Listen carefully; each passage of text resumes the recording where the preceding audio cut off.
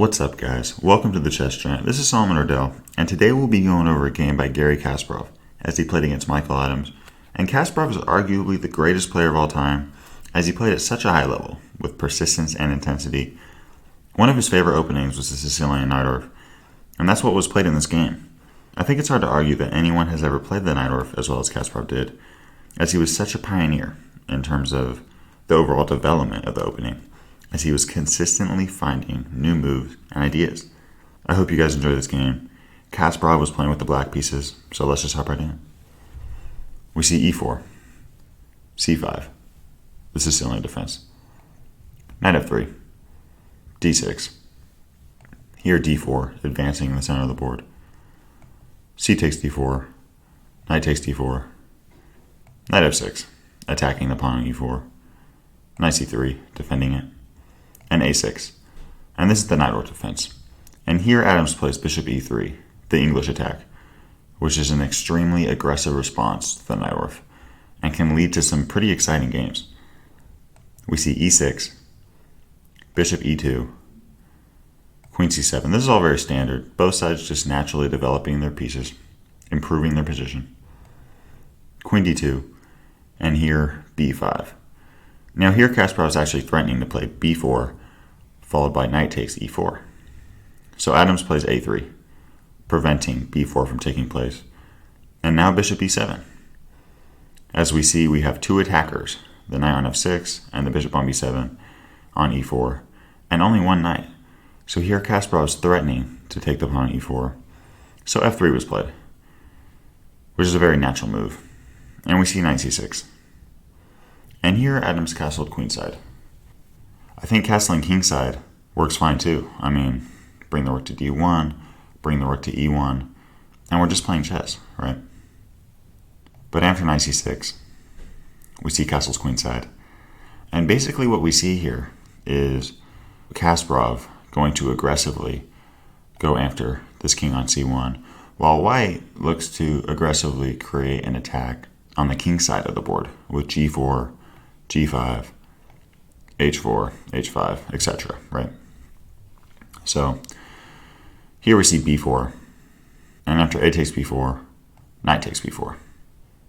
Here we see g4, Adams starting to create an attack on the king side. Bishop e7, just developing.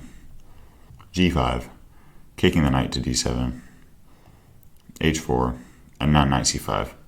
Notice how both the knights, the knight on c5 and the knight on b4, are extremely active in this position. And here Adams plays king b1, a nice move. It's quiet, but it looks to just simply solidify the position of the king. And in chess, what you want to do is you want to aim your rooks towards the opponent's king or queen if possible. So here what Kasparov does is rook b8.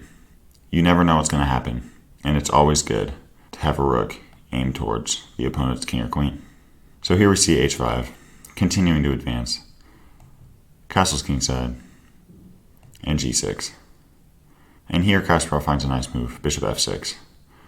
This bishop on f6 is very active, as it aims towards the b2 pawn. We see rook dg1, bishop a8.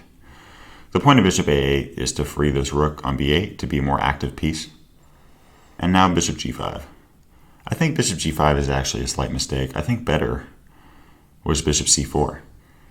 This bishop on c4 actually has two purposes. First of all, it's the defender for the king on b1, and it's also an attacker, as it's aimed towards the king on g8, right? But instead, after bishop a8, we see bishop g5, and this allows Kasparov to play bishop e5. And now we see that this bishop on g5 is kind of awkwardly placed and kind of in the way of white's attack. Even here, I think the best move is just to bring the bishop back to e3, followed by h6, and white's going to lose a pawn, but this position is going to break open, right? But instead, after bishop g5 and bishop e5, here white played g takes h7 check, which is a huge mistake.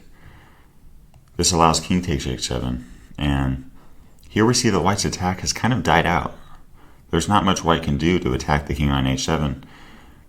If h6 is ever played, Kasparov could just respond with g6, and the position is locked up, right? So now white is on the defensive, trying to protect the king on b1. And we see knight b3, trying to protect this king. However, this allows knight takes c2. Now the idea here is if queen takes c2, we could play rook takes b3. And with the activity of the bishop on e5, and this rook coming into b8, this position is resignable for white. Black is completely winning this game. So after knight takes c2, this knight can't be taken. And Adams continues with knight takes c5. And here, Kasparov plays knight a3 check. Notice how this knight cannot be taken because of our active rook aimed towards the king. We see king a2, queen takes c5, and knight a4, attacking the queen on c5. Here knight a4 was played, and Kasparov found an amazing move. Pause the video if you'd like, and see if you can try and find it. The move Kasparov found here that ended the game was knight c2.